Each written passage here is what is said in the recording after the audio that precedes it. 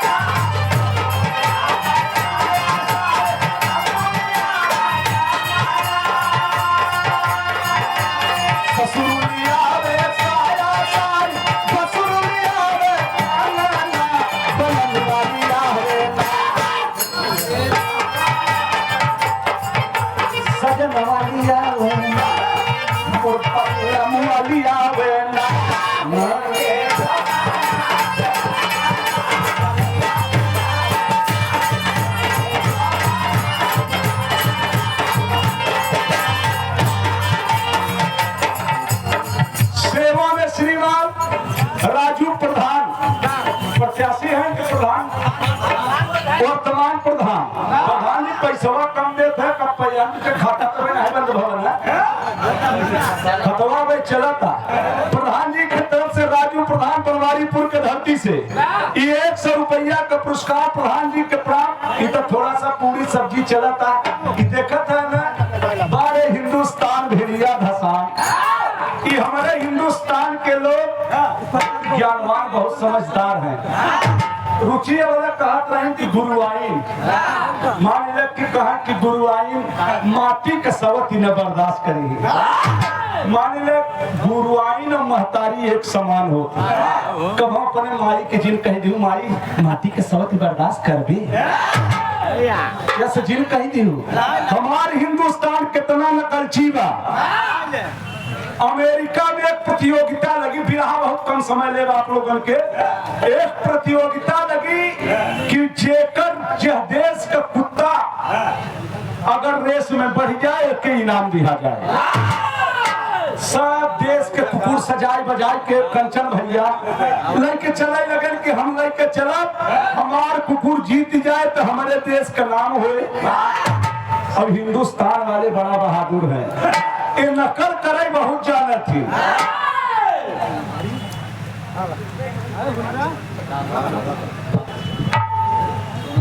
सेवा में श्रीमान बहुत सुंदर ढोलक वादक राहुल भैया ये सोना सुहानी कह में बजावत है। बजाएं तो सबका जेकर पहन वही के बजाएं, इसमें परमानेंट हो गया है। और बड़ा प्यार दुलार देती सुंदर पुष्पहार 101 रुपया का पुरस्कार। मालिक ऐसे स्वभाव के कलाकार को आप हर जगह सम्मान मिलता है। बाबू राहुल भैया खुश रहे, पूरा परिवार खुशी रहे। बड़का भैया अब प्रतियोगिता लग गई। सेवा में श्रीमान हमारे परम मित्र त्रिभुवन भाई, साथी कलाकार और उनके साले साहब कुछ देर के हमारा सार बन जावे का 100 रुपया का पुरस्कार। भैया के प्रणाम, सब भाई के नमस्कार। रुचि तोहार ममल आई गए हैं, ममल तोहार आई गए हैं, हम नहीं कहा पद बतावता कहो कंचन भैया। तो प्रतियोगिता लग चीन, जापान, ऑस्ट्रेलिया, दक्षिण अफ्रीका, हर देश के लोग लेके चल रहे हैं अपन सजाए बजाए के कुत्ता।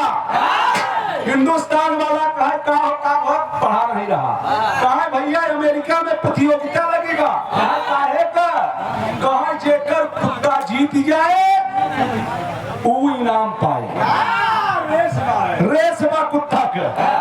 अब हमारे करिएवा किनारे प्लान बनाए कि हमारा बीजा उजा बन जा तो चल गई। अब प्रतियोगिता का बात रही, बात बनी गई, कुत्ता अपन लेके चल दे, सजाए बजाए लड़का पियरका हरियरका नीलका बुसैत माला वाला कंचन भैया पहला के लेके चल दे। पहुंचा अनाउंस होने लगा कि हर जगह तो कुत्ता आएगा बा। अभी अभी इंडिया का भी कुत्ता आ गया। अब अमेरिका वाले ससुर देखते हैं नहीं हवाई का कुत्ता के जब रेस में लग गए सब कुत्ता 1 2 3 हिंदुस्तान वाला पीछे से छोड़ता, जब छोड़े तो सबसे आगे हिंदुस्तान का कुत्ता। अब पीछे पीछे कुल जो कुकुर रहे हर देश के खींचनी पूरे पीछे चला जाता है। और हिंदुस्तान वाला इतना चला कर रहा कंचन भैया, वो कुकुर नहीं रह गया रहा, वो कुकुर ही नहीं गया रहा। और जब कुकुर देखे कुल पीछे सूंघत सांगते आपको तत्काल महीना रहा। अब उन्हें पूर खींचनी पोरे पीछे पीछे अनाउंस हुआ कि हिंदुस्तान का कुत्ता जीत गया। अब आप विचार करें, अब कुतिया का जनी कहाँ गए शेर बिना पढ़ा लिखा मार देशबाजी लड़िया अमेरिका से इनाम तेरी हिंदुस्तान भेड़िया धसान है। आप लोग महान हैं और समझदार हैं। बिरहा आप लोग सुनत हैं और जानत हैं कि बिरहा का। और मास्टर साहब कुछ धूम कर जब बजाए ना बिरहा में हम डिस्टर्ब न करब। आओ